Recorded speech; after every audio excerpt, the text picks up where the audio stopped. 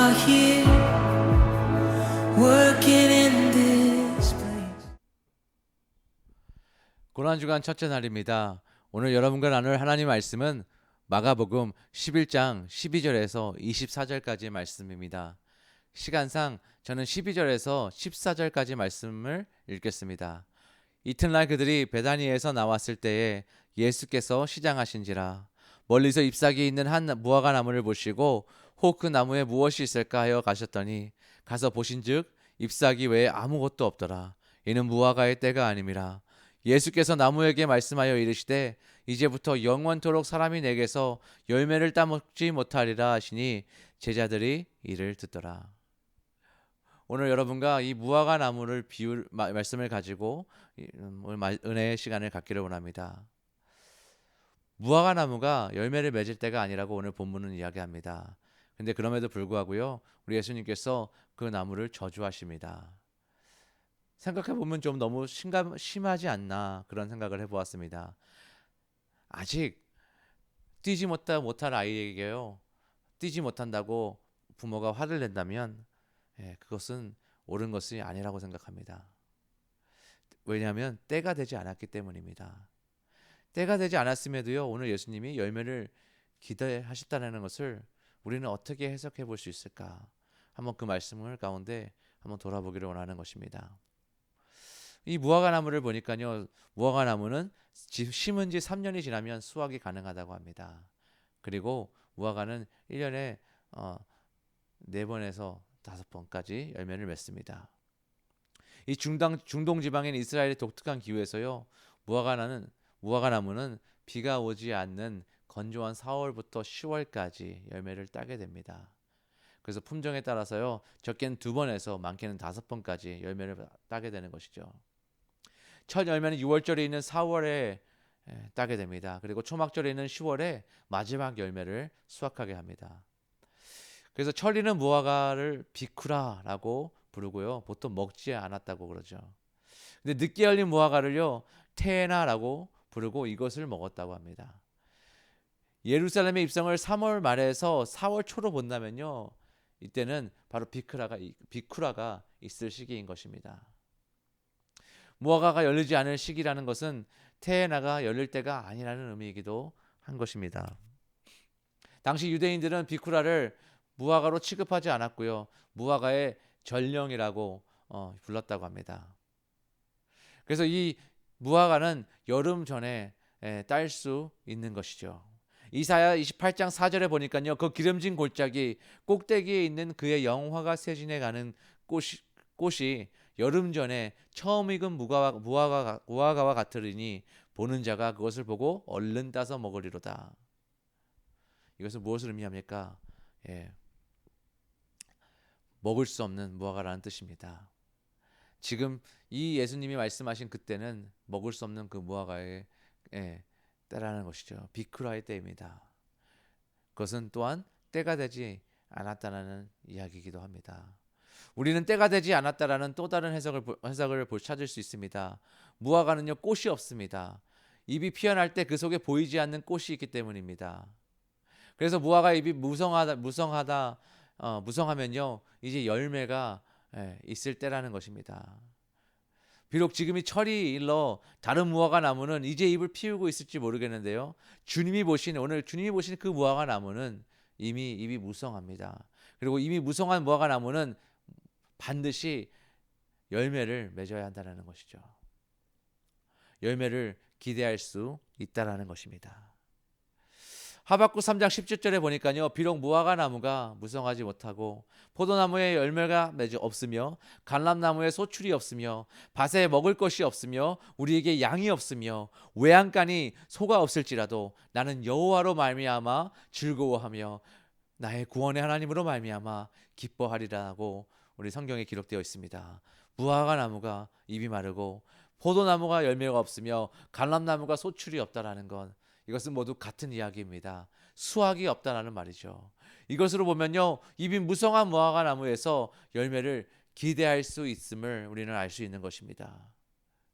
바로 이 모든 비유 가운데, 모든 상황 가운데 이야기하는 것, 이스라엘은 바로 그 첫 열매인 것입니다. 입이 무성하지만 열매를 맺지 못하는 그 무화과 나무의 모습이 바로 당시 이스라엘의 모습인 것입니다. 저주받은 무화과는요, 입만 무성하기 때문에 그렇습니다. 이것은 말만 하고 행하지 않는 사람과 같다라는 것입니다.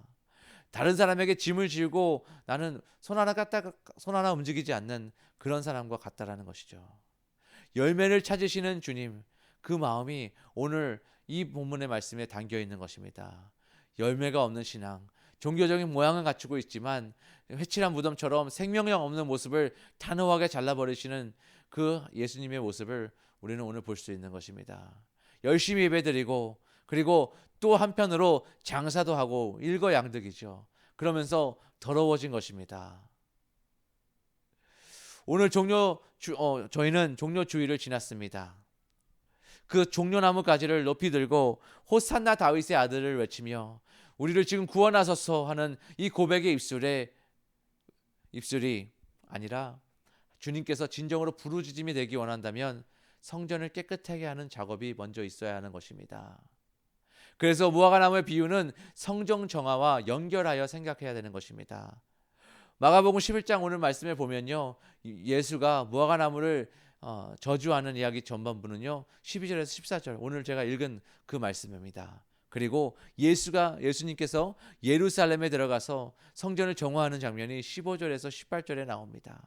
그리고 다음날 아침에 다시 그 무화과 나무가 말라버렸다는 것을 발견하는 장면이 19절에서 21절에 나오는 것이죠.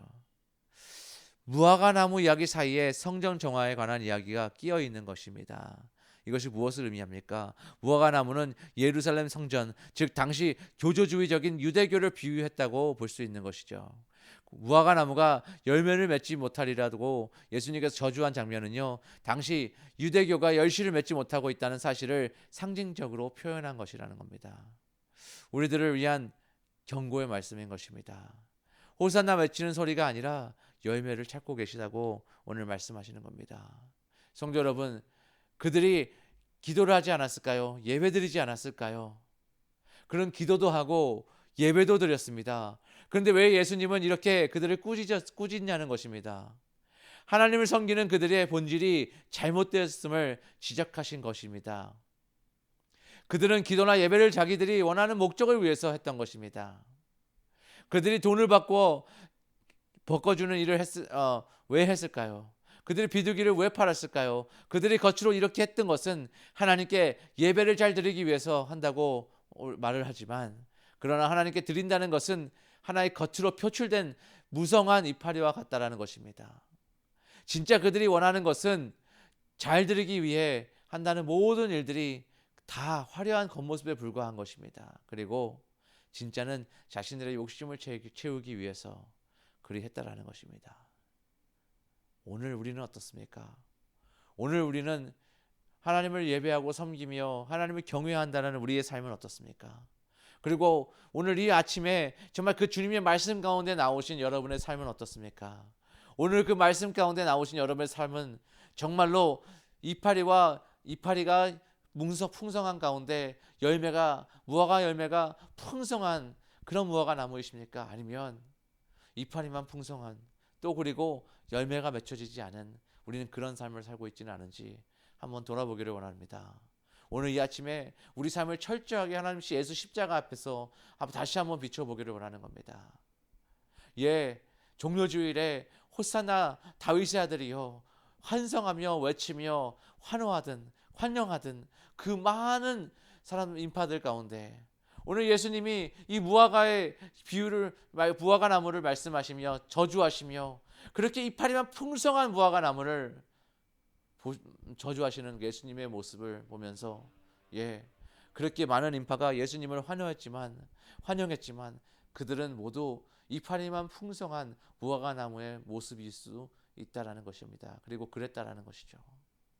오늘 우리가 그렇게 정말 기뻐하며 예배드리며 그렇게 예배 가운데 나온 그 예배자의 삶으로 나오겠다라고 나온 그 자리가 정말 우리가 예수 그리스도를 향한 그 뜨겁고 정말 그 예수 그리스도 하나님의 은혜 가운 자리에 나온 그 마음이 오직 주님만을 향하고 있는지, 아니면 오늘 우리의 삶 가운데서 우리의 필요를 채우기 위해서, 우리의 만족을 위해서, 우리의 뜻을 이루기 위해서, 그리고 뭔가의 우리가 원하는 것을 이루기 위해서 오늘 이 말씀 가운데 은혜의 자리로, 그리고 또 예배의 자리로 나오진 않았는지, 그런 삶을 살고 있지는 않았는지, 혹 시작은 그렇지 않았지만 저희가 신앙생활 해가며 믿음 생활, 공동체 생활을 해가며 혹시 그렇게 변질되어져 가지는 않았는지 우리의 삶을 한번 돌아보는 그런 시간이 되기를 간절히 기도합니다. 오늘 우리 예담의 믿음의 공동체가 그렇게 이파리만 풍성한, 그렇게 이파리만 겉모습만 너무 정말 화려한 그런 무화과 나무의 삶은 아닌지, 그리고 열매를 찾으시는 그 예수님의 물으심에 우리는 어떻게 답할 수 있는지, 어떻게 보여드릴 수 있는지, 어떻게 우리가 드릴 수 있는지 다시 한번 우리는 우리 삶을 돌아보기를 원하는 것입니다. 오늘 이 고난주간을 지나며 예수 그리스도께서 우리를 위해서 그 십자가에 못 박히시기 위하여 그 걸어가시는 한 걸음 한 걸음이 진정한 그 무화과 나무의 열매를 맺어가는 그런 삶이 되어지기를 오늘 이 시간 간절히 기도하며 여러분과 이 말씀을, 축복의 말씀, 은혜의 말씀을 나누기를 원하는 겁니다. 오늘 그 열매가 없는 그 무화과 나무의 삶이었다면 이제 오늘 예수님께서 우리로 하여금 다시 열매 맺는, 열매가 풍성한 그 무화과 나무의 삶으로 우리를 옮기시기를 원하시는 겁니다. 오늘 그 은혜가 여러분과 저의 삶 가운데 임하기를 간절히 소원합니다.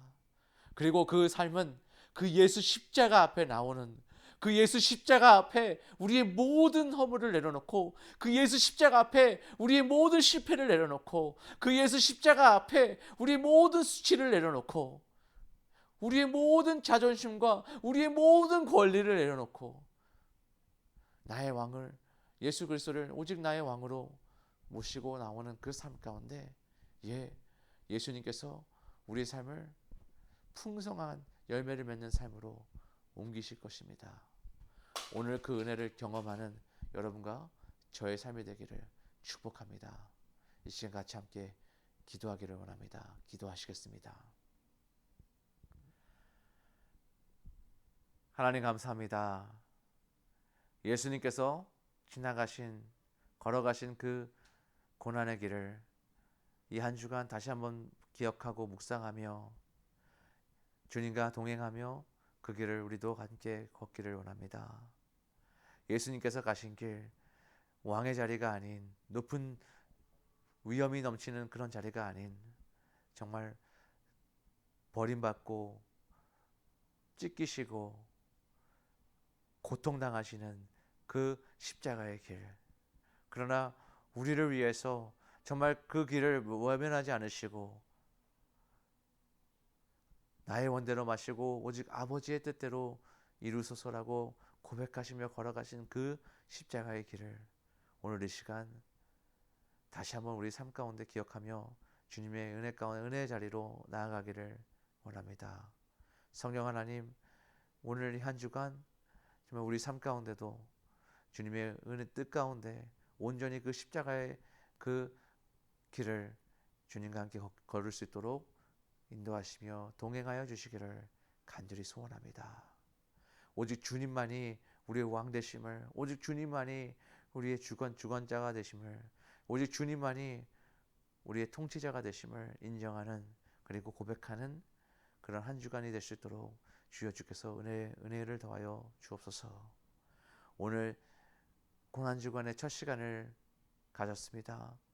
앞으로 정말 하루하루 지나며 하나님 저희에게 말씀하시며 저희에게 주의 말씀 가운데 저희가 다시 한번 더욱더 저희 자신을 주 십자가 앞에 내려놓는 귀한 시간 될 수 있도록 은혜 위에 은혜를 더하여 주옵소서. 감사하며 예수 그리스도 이름으로 기도드립니다. 아멘.